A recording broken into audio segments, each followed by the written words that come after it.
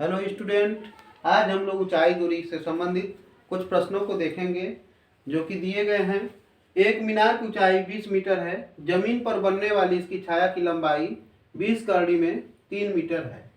सूर्य का उन्नयन कोण ज्ञात कीजिए। सूर्य का उन्नयन कोण ज्ञात करना है तो देखिए, मीनार की ऊंचाई कितना दिया गया है 20। मान लेते हैं मीनार है कितना ऊंचा है 20 मीटर ऊंचा है।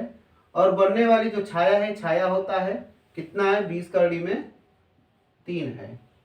और ये हमारा कर्ण प्राप्त हो गया, ये लंबवत होता है तो ये थीटा एंगल होता है। तो दिया गया है उन्नयन कोण ज्ञात करना है। तो उन्नयन कोण ज्ञात करने के लिए हम लोग करते हैं तो tan थीटा हमें क्या प्राप्त है, लंब पता है और आधार पता है। तो tan थीटा बराबर क्या होता है, लंब बटा आधार। तो लंब कितना है 20 और आधार कितना है 20 कड़ी में 3। तो tan थीटा बराबर आ जाएगा 20 से 20 कैंसिल हो जाएगा, 1 कड़ी में 3 प्राप्त हो जाएगा। तो थीटा एंगल हम लोग जानते हैं tan में 1 कड़ी 3 कितने का होता है 30 डिग्री का होता है। तो tan theta equal to tan 30। तो थीटा बराबर कितना प्राप्त हो जाएगा 30 डिग्री। इस प्रकार से मीनार सूर्य का उन्नयन कोण कितना आया 30 डिग्री आया। चलिए अब अगले सवाल की तरफ चलते हैं।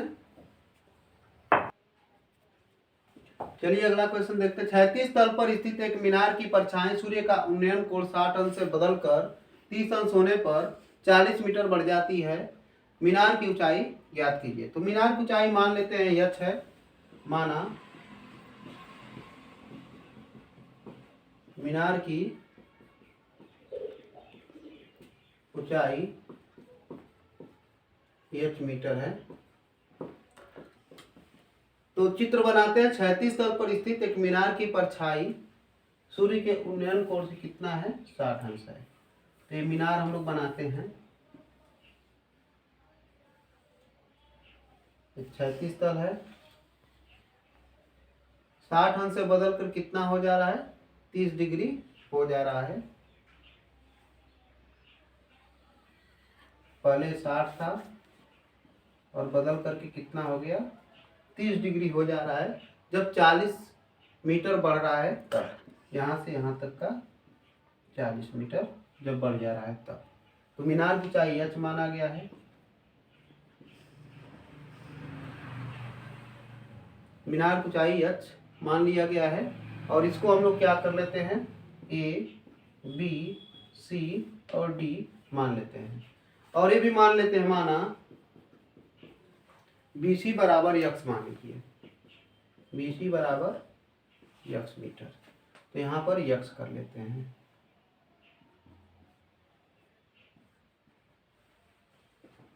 चलिए अप्लाई करते हैं फार्मूला। तो tan थीटा यानी tan 30, पहले त्रिभुज यानी कि ACD से लेते हैं।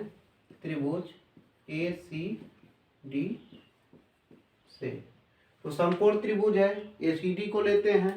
तो tan 30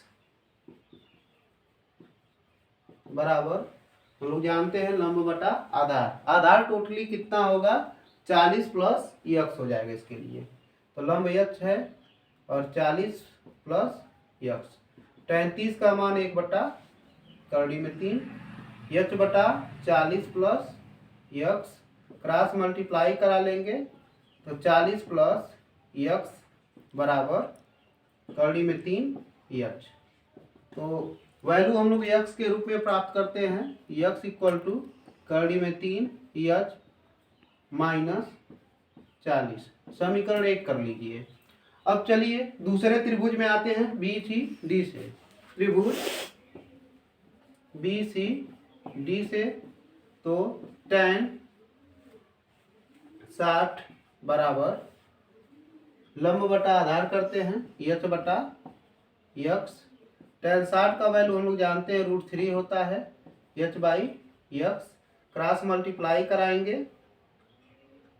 तो h इक्वल टू x के वैल्यू x के रूप में अगर प्राप्त कर लिया जाए तो यक्स इक्वल टू आ जाएगा h/√3। इसको इक्वेशन नंबर सेकेंड कर लीजिए। तो समीकरण 1 और 2 से देखते हैं। समीकरण 1 व 2 से तो देखिए x का वैल्यू क्या करेंगे, समीकरण 1 में रख लेते हैं। तो x के प्लेस पर h/√3 रखेंगे। तो इसके प्लेस पर क्या करेंगे, h/√3 इक्वल टू √3h - 40। इसको इस साइड लाएंगे, h/√3 minus √3h equal to -40। Cross multiply कराएंगे, h माइनस √3 का मल्टीप्लाई कराएंगे तो कितना हो जाएगा 3h/√3 इक्वल टू -40। 3h में से एक h जाएगा तो -2h होगा,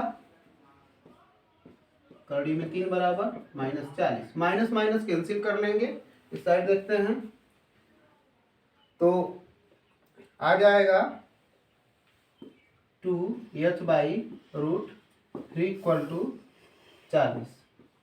इसको उस साइड भेजेंगे तो देखिए जो ऊपर रहेगा नीचे हो जाएगा और जो नीचे वो ऊपर कर लेंगे। तो h इक्वल टू 40√3/2। तो हमारा जो ऊंचाई प्राप्त हुआ है 20 कड़ी में 3। ऊंचाई कितना प्राप्त हुआ, 20 कड़ी में 3 मीटर प्राप्त हुआ। और चाहे तो कड़ी में 3 का वैल्यू रख करके भी हम लोग लगा सकते हैं, परंतु इतना सफिशिएंट है। अब चलिए अगला क्वेश्चन देखते हैं।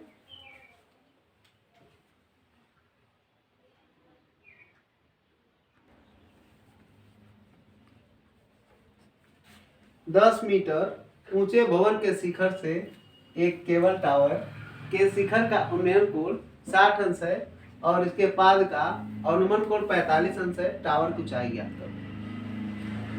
तो चलिए टावर की ऊंचाई ज्ञात करने के लिए देखते हैं। तो 10 मीटर ऊंचा भवन के शिखर, यानी कि 10 मीटर ऊंचा एक भवन है, यह 10 मीटर ऊंचा भवन है के शिखर से एक केबल टावर, यहाँ पर क्या कर लिया जाए, एक केबल टावर लगा दिया जा रहा है। यहाँ से केबल टावर के शिखर का उन्नयन कोण 60 अंश है। तो उन्नयन कोण इसका कितना है, 60 अंश है। ऐसे ये कितना है, 60 है। इसको ऐसे कर लेते हैं। और इसके पाद का अवनमन कोण 45 अंश है। तो इसके पाद का अवनमन कोण अगर देखा जाएगा तो ऐसे, यह कितना है, 45 डिग्री है। टावर की ऊंचाई ज्ञात कीजिए। तो ये मान लेते हैं पूरा कितना है, h है। पूरा ऊंचाई कितना है, h है। और ये टावर है, यानी केबल के शिखर के जो टावर है इतना है। तो इसका कितना हो जाएगा, h माइनस 10 हो जाएगा। तो इसका नामांकन कर लेते हैं। जब ये 45 हुआ तो ये भी कितना हो जाएगा, 45 डिग्री हो जाएगा। ए बी या सी डी और ये ई। तो इस प्रकार से ये चित्र हुआ। अब चलिए सॉल्यूशन करते हैं। अब लेते हैं समकोण त्रिभुज एबीसी से। तो ये जब 10 मीटर है तो ये भी कितना होगा, 10 मीटर ही होगा। ये मान लेते हैं माना बी डी बराबर पूरा बी डी कितना, x, और ए बी बराबर x मान लिया जाए। ए बी बराबर x, जब ये x होगा तो ए बी कितना हो जाएगा, x ही हो जाएगा। तो A B equal to x। अब हल कर लेते हैं। तो समकोण त्रिभुज लेते हैं ए बी सी से। समकोण त्रिभुज किसको लेंगे, ए बी सी से। तो समकोण त्रिभुज एबीसी जब लेंगे तो कितना, tan 45 बराबर 10/x। 45 का वैल्यू 1 होता है, 10/x। तो x इक्वल टू हमारा कितना आ जाएगा, 10 मीटर आ जाएगा। अब आते हैं समकोण त्रिभुज इससे सी ई डी से या सी डी ई से। अब लेते हैं समकोण त्रिभुज सी ई डी से। तो सी ई डी लेते हैं तो tan 60। तो tan 60 बराबर लंब h माइनस 10/x।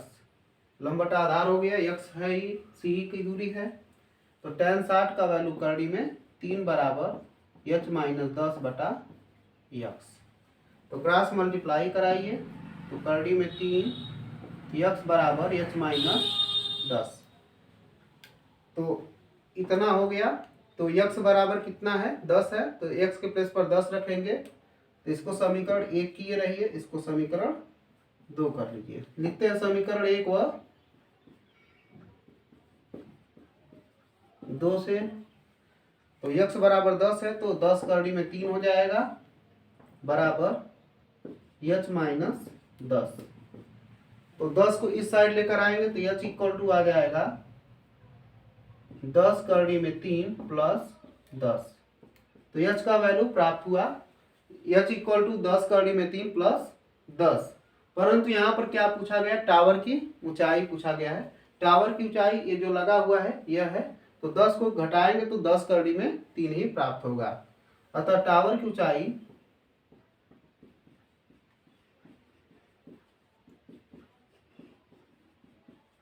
टावर की ऊंचाई 10 करड़ी में 3 प्लस 10 माइनस 10 कर लेंगे तो 10 करड़ी में 3 प्राप्त होगा।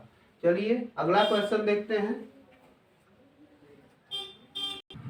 यदि टावर की अगर संपूर्ण ऊंचाई बी से बी तक अगर पूछता, अगर इसमें मीनार को सम्मिलित कर लिया जाता और भवन को भी सम्मिलित कर लिया जाता, तो आंसर हमारा कितना आ जाता, 10 करड़ी में 3 प्लस 10। अगर केवल और केवल टावर की ऊंचाई अगर पूछ रहा है तो केवल टावर की ऊंचाई तो यह होगा डी ही होगा, भवन को सम्मिलित नहीं किया जाएगा। तो टावर की जो ऊंचाई होगी 10 करड़ी में 3 होगा। चलिए अगला क्वेश्चन देखते हैं। किसी मीनार के आधार से एक ही सरल रेखा में ए तथा बी दूरी पर स्थित दो बिंदुओं ए तथा बी से देखने पर मीनार के शिखर के उन्नयन कोण एक दूसरे के कोटि पूरक हैं। सिद्ध कीजिए कि मीनार की ऊंचाई करड़ी में भी है। यदि ए बराबर 18 हो और बी बराबर 32 हो तो मीनार की ऊंचाई ज्ञात करना है। तो देखिए चित्र बनाते हैं। तो किसी मीनार के आधार से एक ही सरल रेखा में, यह मीनार है के आधार से एक ही रेखा में, यह ए पॉइंट है, मान लेते हैं ए है, और ये क्या है, बी है। एक यह सरल रेखा में ए तथा बी दूरी पर, यह ए दूरी है और ये क्या है, बी दूरी पर स्थित दो बिंदुओं ए तथा बी हो गया। बी से देखने पर मीनार के शिखर के उन्नयन कोण, मीनार के शिखर के उन्नयन कोण, तो मीनार के शिखर के उन्नयन कोण एक दूसरे के कोटि पूरक हैं। यदि मान लेते हैं यह थीटा है तो ये कितना हो जाएगा, कोटि पूरक कोण, जब दो कोणों का योगफल 90 अंश हो वह कोटि पूरक कोण कहलाता है। जब ये थीटा है तो ये कितना हो जाएगा, 90 माइनस थीटा हो जाएगा। ठीक, ये सी कर लेते हैं और इसको डी कर लेते हैं। तो कहा जा रहा है सिद्ध कीजिए कि मीनार की ऊंचाई करड़ी में ए बी है। चलिए लगाते हैं अब हम लोग।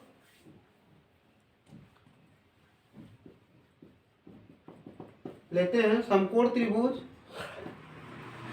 ए सी डी से, ए सी डी से, तो समकोण त्रिभुज ए सी डी से लेंगे तो tan थीटा इक्वल टू मीनार की ऊंचाई मान लिया जाए, माना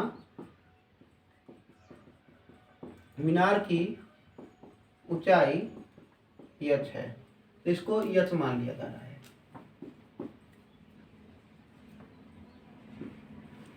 मान लेते हैं मीनार की ऊंचाई h है, तो tan थीटा इक्वल टू लंब h बनेगा और आधार a बनेगा, तो कितना हो जाएगा, h बाई a। तो tan theta equal to h by a प्राप्त हुआ। इक्वेशन फर्स्ट कर लीजिए। अब लेते हैं समकोण त्रिभुज सी डी बी या बी सी डी से, समकोण त्रिभुज बी सी डी से, तो समकोण त्रिभुज बी सी डी उठाएंगे तो tan 90 minus theta equal to h बटा बी हो जाएगा। तो इसको tan 90 माइनस थीटा हम लोग जानते हैं कि cot थीटा हो जाएगा, तो cot theta equal to h by B. cot theta हमारा प्राप्त हो गया, h बाई बी प्राप्त हो गया। इसको समीकरण नंबर 2 कर लीजिए। अब क्या करते हैं, समीकरण 1 और 2 का मल्टीप्लाई करा लें। समीकरण 1 गुणे 2 कर लेते हैं तो tan theta into cot theta, tan theta into cot theta equal to h by A multiply h by B. तो tan theta into cot theta हम लोग जानते हैं 1 होता है। अगर 1/tan थीटा इसको लिख देते तो tan कैंसिल हो जाएगा, तो इसका मान कितना हो जाएगा, 1 हो जाएगा। तो यहाँ पर 1 हो गया equal to h square by A B हो जाएगा। अब क्रॉस मल्टीप्लाई करा लेते हैं, h square equal to A B और h इक्वल टू लिखेंगे रूट ए बी, यानी ऊंचाई जो हो गई h equal to root A B, जो कि प्रूव करना था। दिया गया है ऊंचाई कितना है, रूट ए बी।